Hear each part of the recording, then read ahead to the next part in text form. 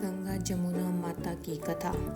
नमस्कार दोस्तों, आज हम आपको सुनाने जा रहे हैं गंगा और जमुना माता की पावन कथा। यह कहानी सिर्फ दो बहनों की नहीं बल्कि पाप, प्रायश्चित और मुक्ति की अनोखी यात्रा है।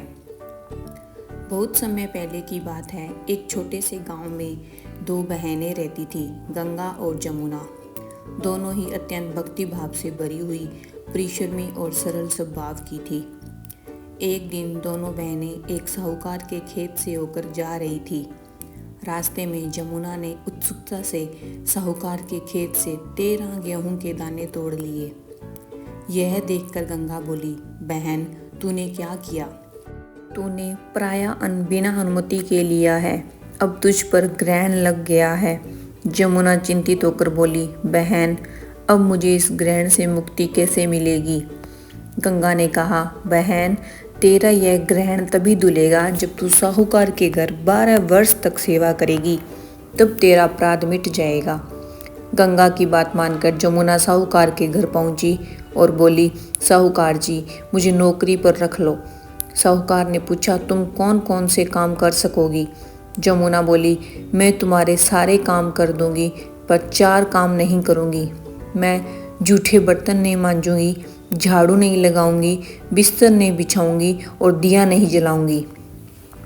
साहूकार ने उसकी शर्त मान ली, उसे काम पर रख लिया। 12 बरस बीत गए। कुंभ का मेला आया। साहूकार और उसकी पत्नी मेले में जाने लगे। तब जमुना ने साहूकारनी को एक सोने का टका दिया और कहा, साहूकारनी जी मेरी बहन गंगा मिले तो यह टका उसे दे देना और कहना गोरे गोरे हाथों में हरी हरी चूड़ी पहन ले। साहूकारनी मेले में पहुंची। वहां उन्हें गंगा माता मिली। उन्होंने गंगा को सोने का टका दिया और कहा, आपकी बहन जमुना ने यह टका दिया है। गंगा माता मुस्कुराई और बोली, साहूकार जी मेरी बहन से कहना उसके 12 बरस पूरे हो गए हैं, अब वह घर लौट आए। जब साहूकार और साहूकारनी घर लौटे तो जमुना मटके में पानी भर रही थी। उन्होंने कहा, जमुना तेरी बहन ने कहा है कि तेरे 12 बरस पूरे हो गए हैं, अब तू आ जा। यह सुनते ही जमुना मुस्कुराई, उसकी आंखों से आंसू छलक पड़े और उसी क्षण वह शस्त्रधारा बनकर बहने लगी। वह जलधारा आज यमुना नदी के रूप में प्रवाहित होती है। साहूकार और साहूकारनी दुखी होकर बोले, अरे यह तो स्वयं जमुना माता थी, हमने उनसे घर का सारा काम करवा लिया, अब तो हम पर पाप लग गया। वे प्रायश्चित में बैठ गए, भोजन और जल त्याग दिया।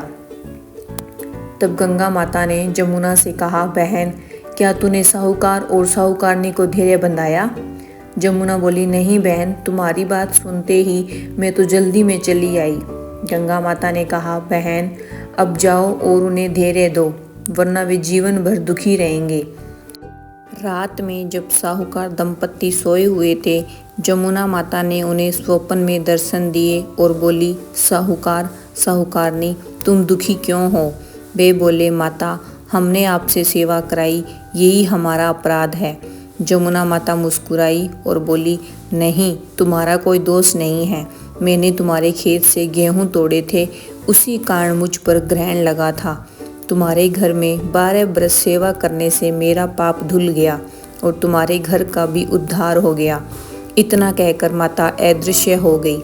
सुबह जब साहूकार और साहूकारनी ने आंखें खोली तो देखा घर में धन धान्य से भंडारे भर गए थे और तभी से ये मान्यता चली कि जो श्रद्धा से गंगा और जमुना माता की कथा सुनता है उसके जीवन के सारे ग्रहण मिट जाते हैं और घर में सुख समृद्धि आती है।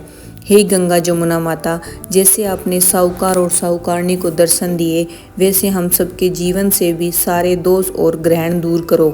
हमारे घरों में सुख शांति और समृद्धि का वास हो। बोलिए गंगा जमुना माता की जय।